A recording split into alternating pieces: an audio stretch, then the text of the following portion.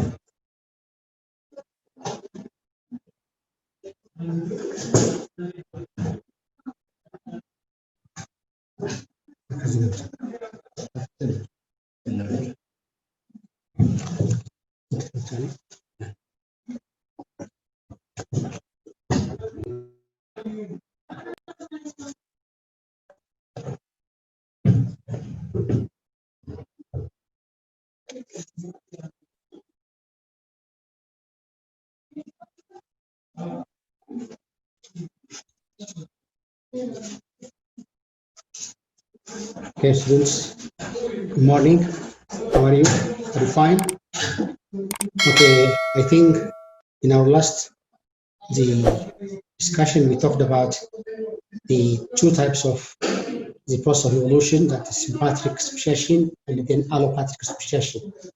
Remember we said that in allopathic speciation, the species, the divergent population of a species can just divide into a number of different species by separating the population in number of different barriers. This barrier that separates the population of a species into different populations and two species are said to be geographical isolation, such as the mountain, the course, the river changing course, the creation of a mountain range, and the landmass separating bodies of water are examples of the geographical isolation.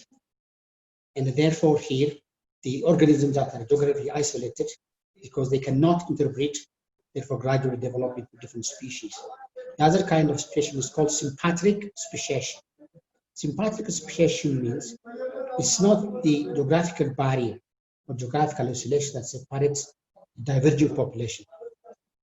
This divergent population inhabiting the same area can be prevented from the interbreeding by a number of mechanisms. As I've mentioned, one of the mechanisms is called seasonal isolation, meaning one group of organisms reproducing in one season, the other reproducing another season. Because they differ in their reproduction time or season, they cannot interbreed. The other type of what we call the mechanism of isolation is the temporal isolation, meaning organisms produce at different time of the day. For example, one plant may open the flower, its flower in the morning, the other may open its flower in the afternoon or night. And this is what we call the interthermal isolation. The other is called behavior isolation. Behavior isolation is where the courtship of the organism, one group of organisms is different from the other group of organisms. Courtship is simply the activity the animal develops or proceeds to mating and reproduction is called the courtship behavior. And then the courtship behavior of one organism may not be perceived by the other organism. Because of this reason, then the two populations, divergent population, may not interbreed, and that's called. And this kind of situation where the divergent population can just develop gradually into a number of different species, said to be the sympatric association. Today we shall see what is polyploid, and we shall see the importance of polyploid, the hybridization in the evolution of plants.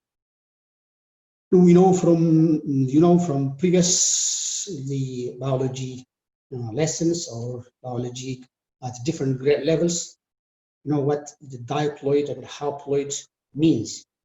Diploid, haploid, tetraploid, or haploid are the terms used to describe the chromosome number of the organisms or cells.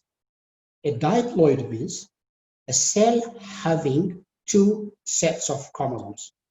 The best example of this is human body cell. The human body cell contains two sets of chromosomes. One set of chromosomes obtained from the male parent through the sperm cells. The other set is obtained from the female parent through the egg cells. The gametes containing haploid number of chromosomes, both from the male parent and the female parent, fuse together to produce a zygote. Therefore, zygote cells have a diploid number of chromosomes. A zygote cell has the two sets of chromosomes. One set from the male parent, the other set from the female parent. And then the zygote gradually develops into the embryo into adult organism. Therefore, all the adult cells contain that number of chromosomes except the gametes or sex cells. Haploid means cells having just one set of chromosomes, like sperm cells, like the egg cells. These are called gametes or sex cells. Gametes or sex cells have the haploid one set of chromosomes. Now let's see polyploid. Polyploid cells, polyploid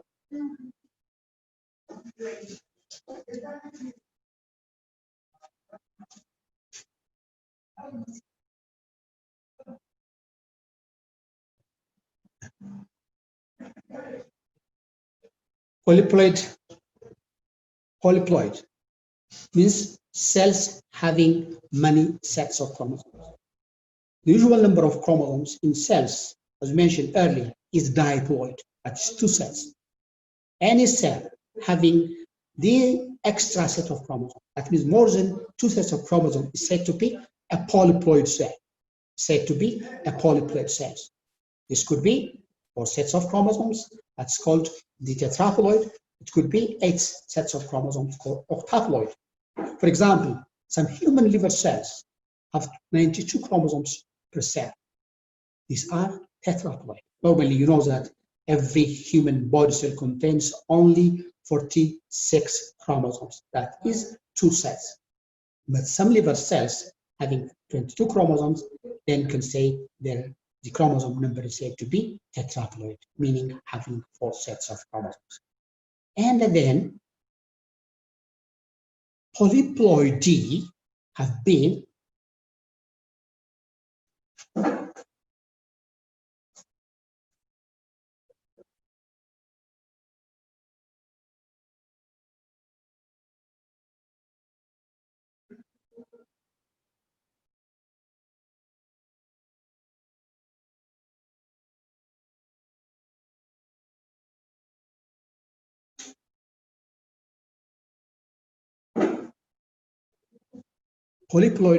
important in plant evolution. Polyploid means the cell having extra set of chromosomes. But polyploidy, DY, is a process by which cells develop extra set of chromosomes. Therefore, polyploidy, meaning a process of having the extra set of chromosomes, is very important in plant evolution because it just allowed otherwise infertile hybrids to become fertile again. Because of polyploidy, those organisms that were fertile, that were infertile means the inability to produce offspring is called infertile. Therefore, these organisms can just change into a fertile organism. That means the ability to produce the offspring. And that is polyploidy. And then normally a hybrid produced from 2 different species is always infertile, because in the new species that's produced from 2 different species, the chromosomes during the process of meiosis of gamete formation cannot form bivalent. They cannot synapse. They cannot come together. They cannot lie at the equator because of the absence of this, the formation of bivalent and homologous pairs. Therefore, the meiosis become abnormal.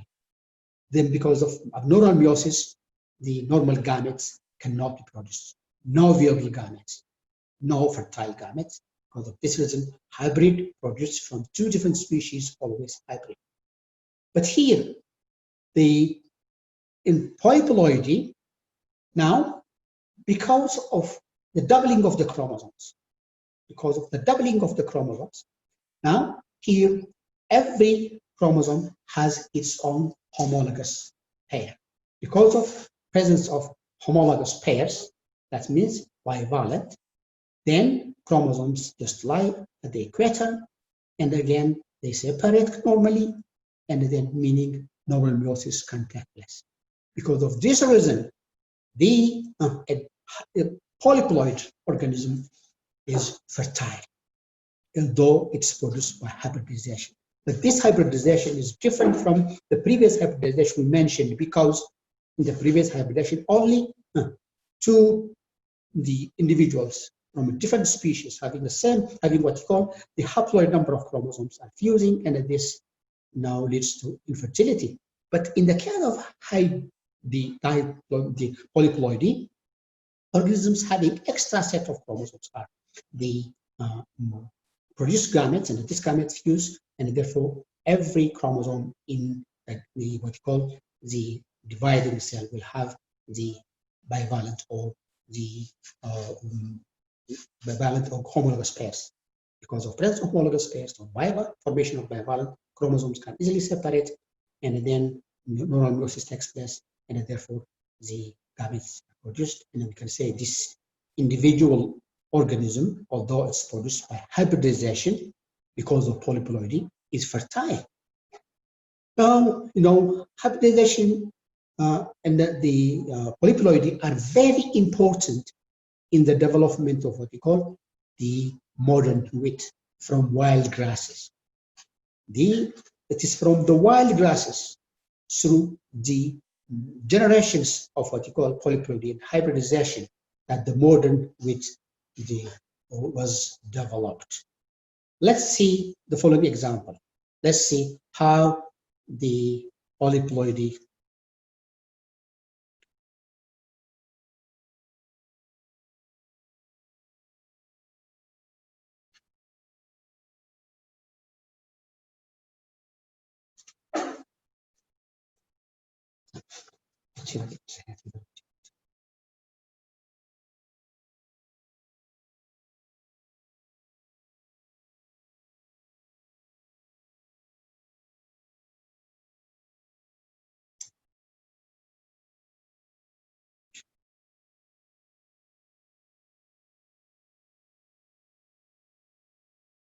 Now, let's see how the modern wheat developed from the wild grasses by the process of polyploidy.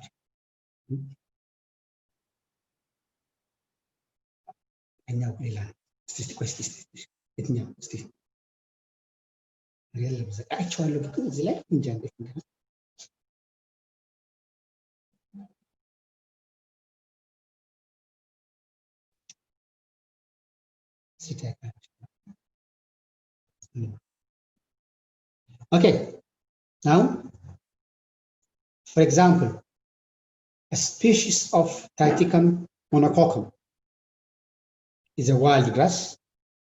Angelopus speletoides is another wild gum. And the species Triticum monococcum has 14 chromosomes as a diploid number. Angelopus speletoides have 14 chromosomes diploid number. This then, as they form gametes, both produce gamete containing 7 chromosomes. The 7 chromosomes from both species they fuse during the process of fertilization. Then, because this 7 chromosomes from one species and 7 chromosomes of the other species now just form bivalent, and therefore meiosis takes place. Normal meiosis takes place, and then gametes are produced. We can say this species A is fertile. Now, here, let's see. Species A that was having 14 chromosome number has become diploid. because polyploid, because of what's called doubling of the chromosome, meaning the cell having 14 chromosomes because of polyploidy developed to be having cells that are containing 28 chromosomes. That means the chromosome number is doubled from 14 to 28. This species is called Triticum durum. And this now was crossed with Adeolepis squarosa, having 13 diploid number of chromosomes. And the cell having 14 chromosomes, that's the diploid number, produces gametes containing 7 chromosomes. Triticum durum, a cell having 28 chromosomes, produces gametes containing 14 chromosomes. The cell containing 14 chromosomes, that's 1,4, from Triticum durum, and the cell having, that's gamete, the 7 chromosome from Adeolepis squarosa, fuse, producing an organism that's called hybrid B, having 21 chromosomes. Because of the chromosomes, 7 chromosomes from Adeolepis squarosa, and the 14 chromosomes from Triticum durum, then the 7 chromosomes from that species, and it's the 14 chromosome, the other species, cannot form bivalent. They cannot synapse. They cannot form homologous pairs. Because of this reason, we can say that infertile B, that's infertile hybrid B, produced from Adeolepis squarosa and Triticum durum, is infertile. But if the chromosome number of this hybrid B, infertile hybrid B, doubled, that's become 42, then each chromosome now has its own homologous pair. The 7 chromosomes from Adeolepis squarosa are 14 now, and the 14 chromosomes from the Triticum durum are the 28 now. Because of this reason, each chromosome from both species now have their own homologous pair. Therefore, they can form bivalent. Therefore, meiosis can take place. Normal meiosis can take place. Because of normal meiosis, normal gametes, meaning viable and fertile gametes, can be produced. And can you see here, Triticum vulgare is a modern wheat. It's a fertile hybrid. For Triticum vulgare being fertile hybrid, the modern wheat, is because of polyploidy and hybridization. It is polyploidy and hybridization that made Triticum vulgare, the modern wheat, a fertile, what we call the hybrid. That means modern wheat. This is how the polyploidy and then the hybridization and play a very important role in the development of what we call new species, fertile species, in conversion of infertile hybrids into what we call the fertile hybrids. Okay, now let's pass to the next topic, that is divergent evolution and convergent evolution.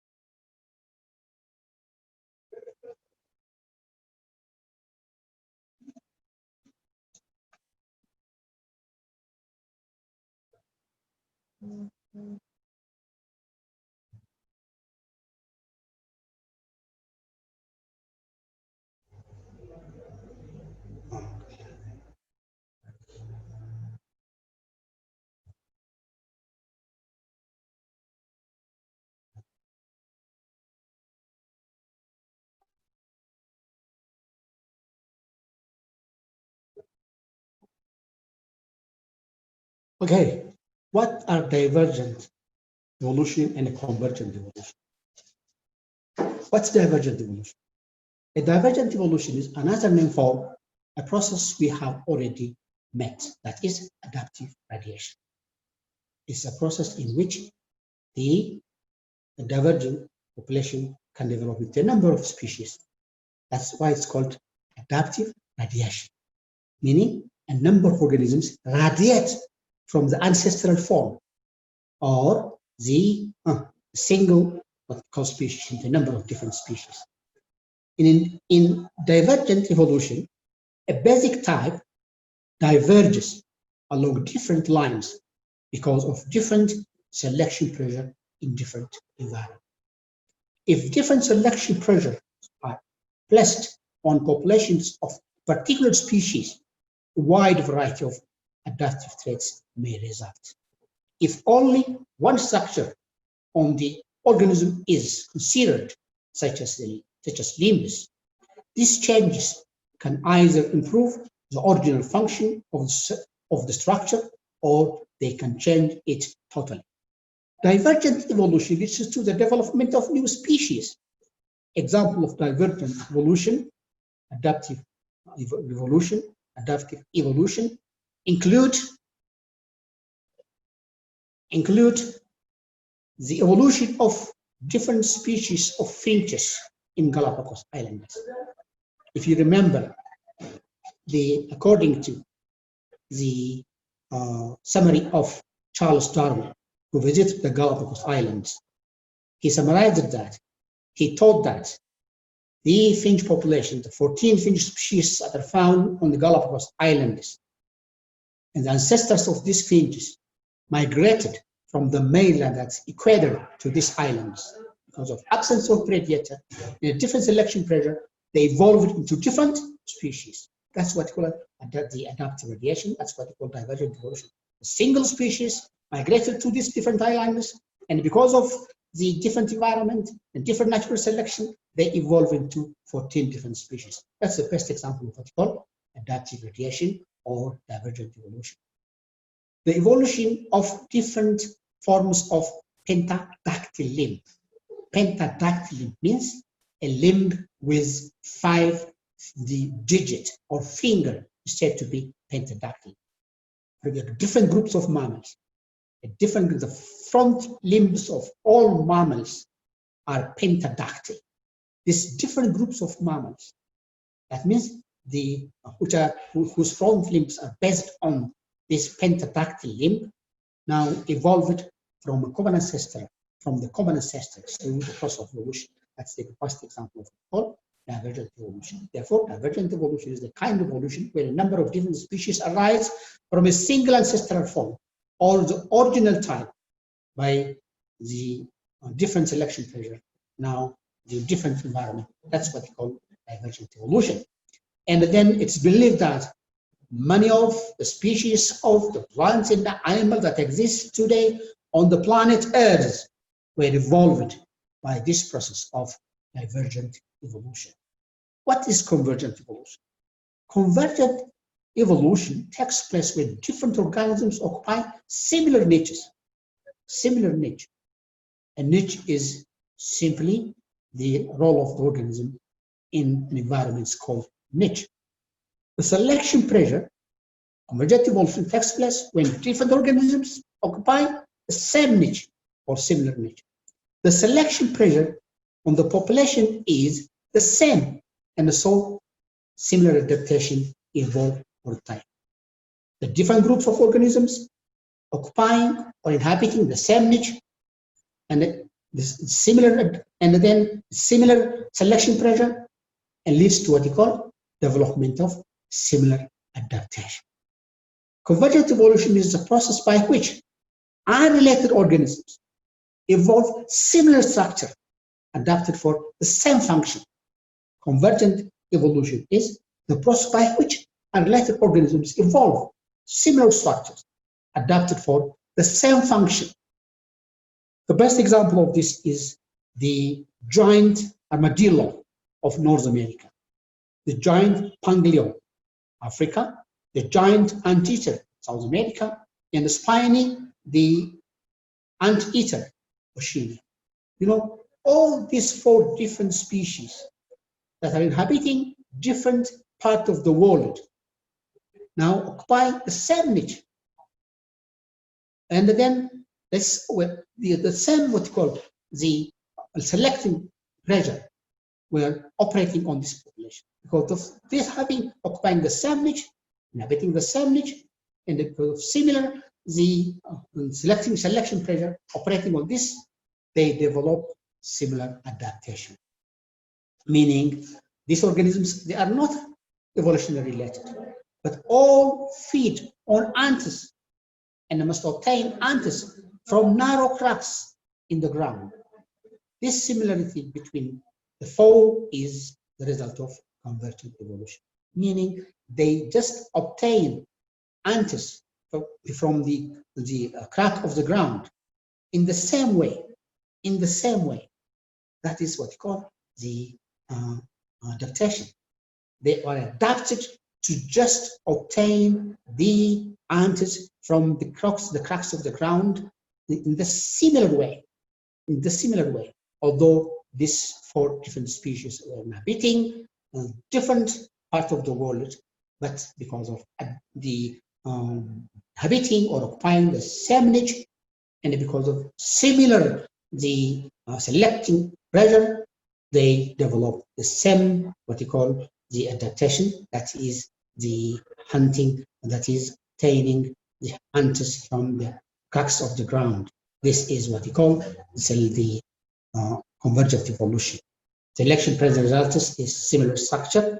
The same selection pressure results in similar structure appearing in unrelated organism. That's what you call convergent evolution. And then this is all about it. If you have any question, welcome. Please try to ask question. Asking question, answering question is one way of the interaction between the teacher and then the student. Teaching and the learning process is a give and a take process. Please, having this in mind, try to ask some question.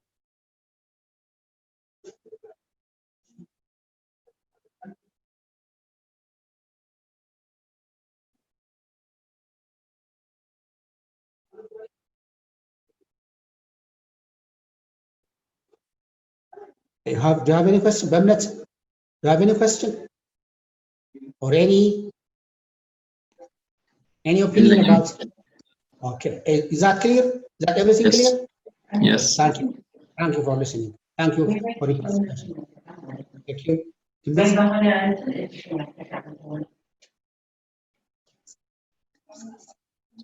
Please, when we are interacting, please try to just ask some question and try to just interact.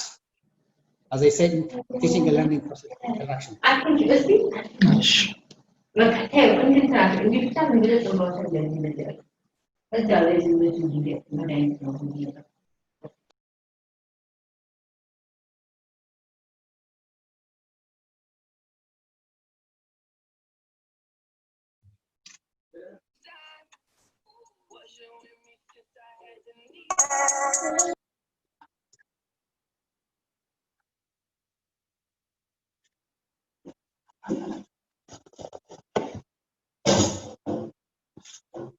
Good morning, students. Are you listening? Are you ready? Yes. Okay, please pay attention. Okay, thank you. I think last time we just discussed about the different types of natural selection. Remember, we said that natural selection is the driving force of evolution. Now, this natural selection or driving force of evolution is possible to operate on a population as long as there is what they call varied population. Varied population meaning having different features or variations. We said that variation is a raw material of evolution. And this raw material of evolution, variation is brought about by mutation, which is the ultimate source of variation. And then the meiosis, which involves independent assortment, and then the crossing over. These are the main what we call source of variation. And then natural selection therefore operates on this variation brought about by these different sources to what you call the favor or disfavor the population depending on the adaptation. Then here we said that there are various types of natural selection. The first one, last time we talked about the first one, that is, there is a directional selection. Remember, a directional selection simply in the presence of two extreme values of a feature, that the individuals with only one value, one extreme value, are favored, or the selection pressure is operating against one of the extreme, and then the favoring the other extreme. And then we say, as a result of this continuous action of or operation of natural selection, gradually those individuals with disadvantageous the feature gradually decrease in number, and those which adapt to the best environment, the survivors, and they reproduce and continue to pass on the what you call the advantages added to the next generation, and this will continue. And that's what you call directional selection, where the population is directing towards one of the extreme, where one of the extremes which advantageous. That was about our previous lesson. Today we shall see the stabilizing selection and disruptive selection, the two remaining types of natural selection. Stabilizing selection, also known as normalizing selection, is a kind of selection now where from the range of values, at the end of feature, those values, those what you call features with extreme value, are disfavored, meaning the natural selection is operating against those extreme values, and then here favoring the mean value or the average value, meaning individuals with extreme value are disfavored or selected against or become disadvantageous.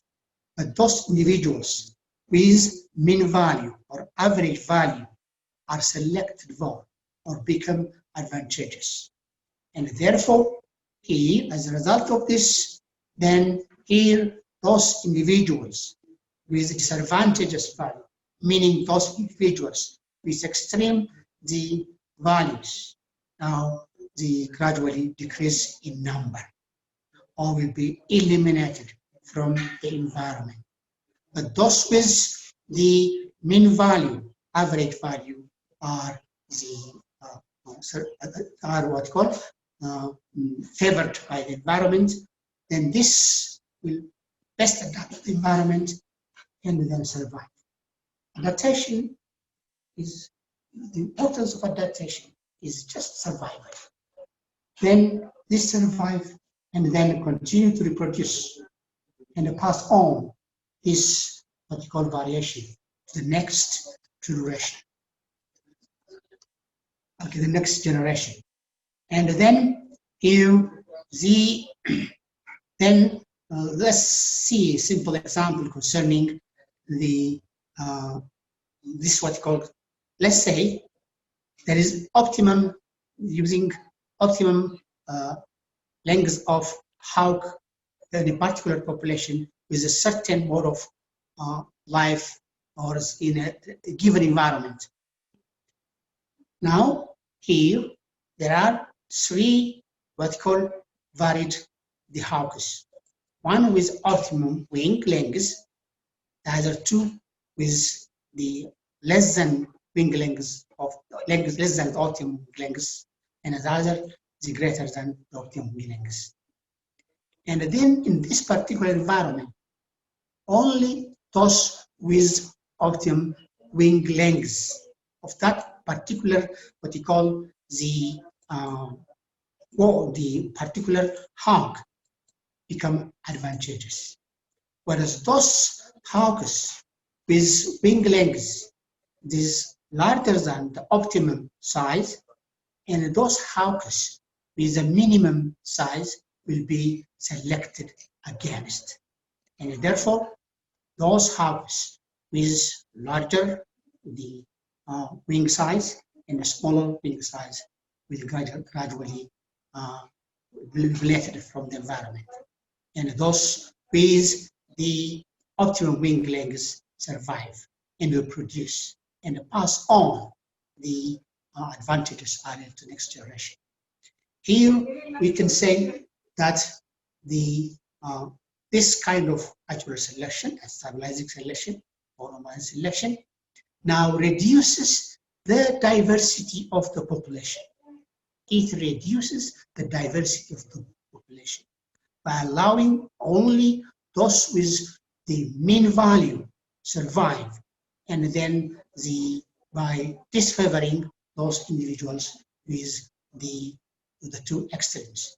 And this then allows this population now to just adapt that particular environment uniformly.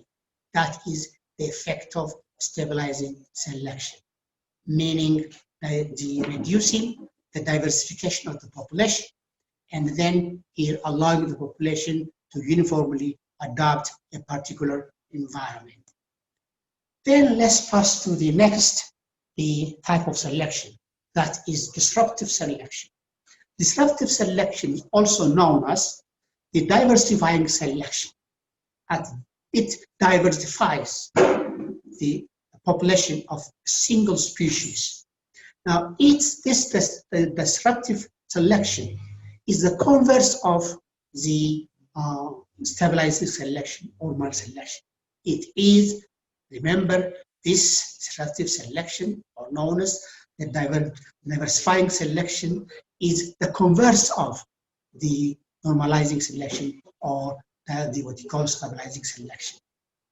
Because in this kind of selection, only those individuals with extreme value are favored, meaning the natural selection or selection pressure operates against those with mean value or average value, and favoring those individuals with extreme values,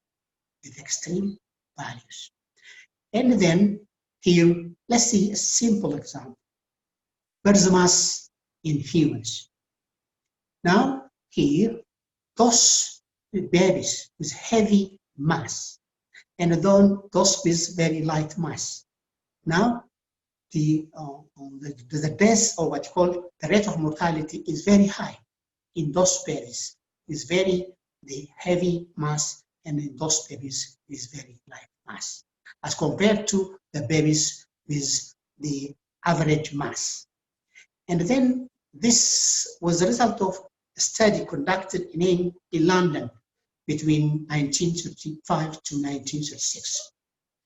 In this what you call study, the study was conducted to just find out the correlation between the birth mass and then the mortality or prenatal mortality of the babies. As we said that here, the rate of mortality is very higher for those with heavy mass and for those with what we call the light mass. Whereas the birth, what we call the death rate, is very low for those with medium size or medium birth mass. Another very interesting example about destructive selection or the diverging selection, diversifying selection, is, let's imagine that two visiting sailors left a pair of dogs in one of the island of the Galapagos. And then this pair of dogs were feeding on marine iguanas. There are two varieties of marine iguanas in this particular island. Some of the marine iguanas were too big to be eaten by this pair of dogs, where others are too small to what you call be eaten by the marine iguanas, because they can easily hide in the crevices of the rocks. Crevices of the rocks means the cracks of the rocks. They can easily hide in the cracks of the rocks. Therefore, this pair of dogs were feeding only on those iguanas with medium size. Because, as we said, that here there are three varieties of these marine iguanas in a particular island of the Galapagos. Remember Galapagos. And then here, those with medium size are eaten by what you call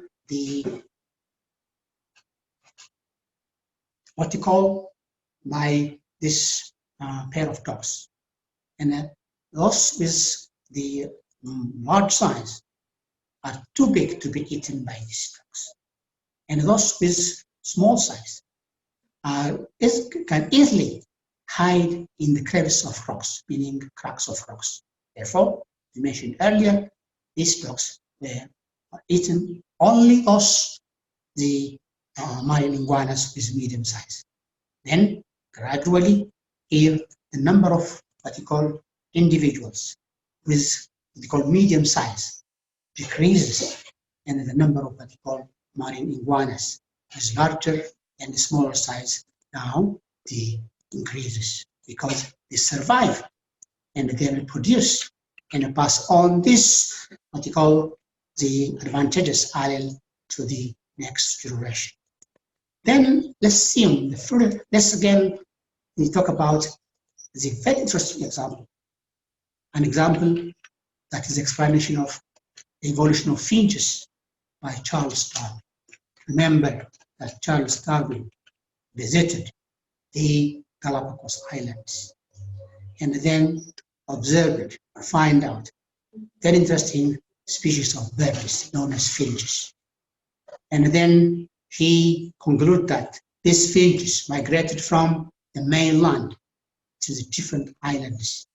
In the absence of predator, this then evolved into different species.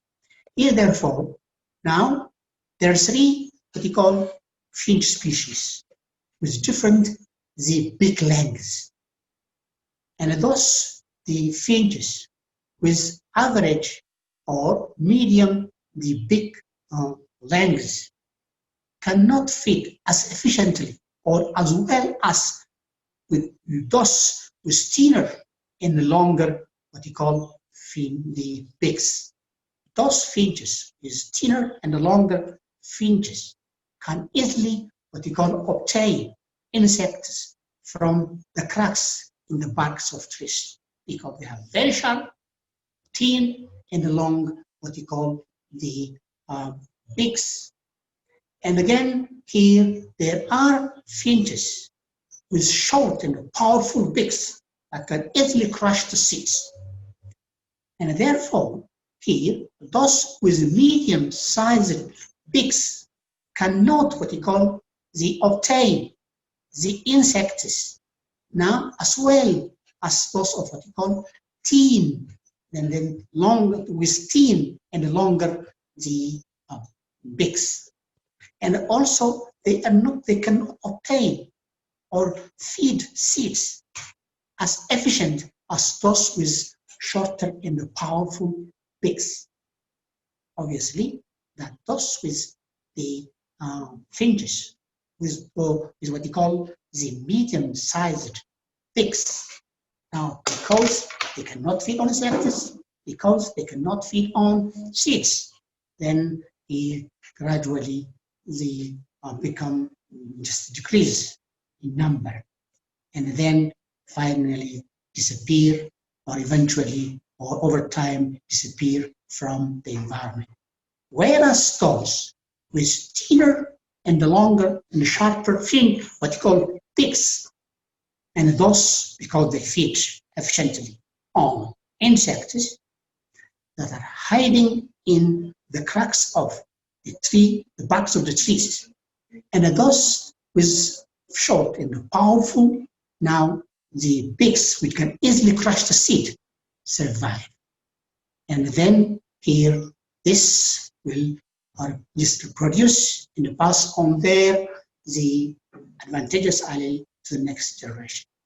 And eventually, or over time, these two, the individuals with very strong and sharp, what they call the beaks, and those with short and powerful beaks. Now the split, meaning the population split into two subpopulations. The splitting of the population into such the subpopulation is called polymorphism, meaning the appearance of different types within a population. Remember, now we said that the whole population of finch then eventually split into two subpopulations. Now, which we call it the polymorphism. Polymorphism is the presence or appearance of the difference in what we call the within a population. And if the gene from these two subpopulations are prevented from mixing by a number of different kinds of isolated mechanisms, then the two populations gradually diverge. And then the genetic difference between the population then over time increases. And then finally they reach a stage where they no more interbreed. When organisms, the same species, reach this stage that they no more interbreed, we can say definitely these two populations are now two different species. That was about what we call disruptive selection. Disruptive selection, as we said, is what you call the diverging selection, or diversifying selection. It diversifies the population, split the population into a number of different populations, and then eventually allowing this population to develop into different species. It is by this kind of what you call natural selection where most of the organisms of the today's world evolved from ancestral forms, from simple organisms, by this process of what we call the evolution. That is natural selection. That is how the three types of natural selection are the operating in populations. Now, remember the three types of natural selection are the stabilizing selection, directional selection, and then normalizing selection. The second is known as the stabilizing selection, normalizing selection, which the reduces the diversity of population, which is the reverse of that of the selection. Because in disruptive selection, we have seen that this diverges the population, split population into two or more, then leading this population to develop into different species. Now, do you have any question concerning this? Or please ask question.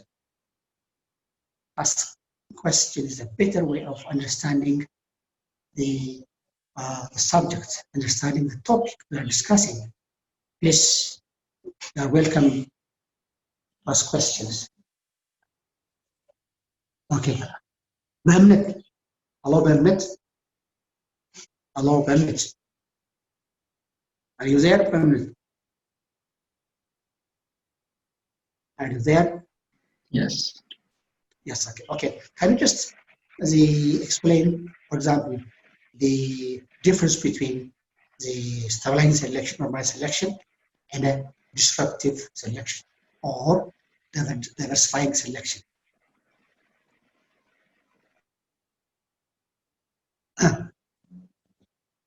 Just a little bit. Just the main difference between the two natural selections. A minute. Are you there? Are you there?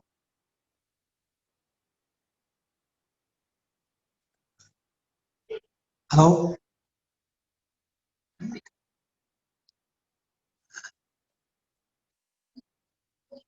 Daniel? Daniel?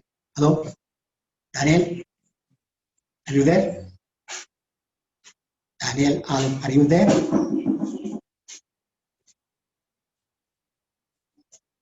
Daniel Allen, are you there? Okay.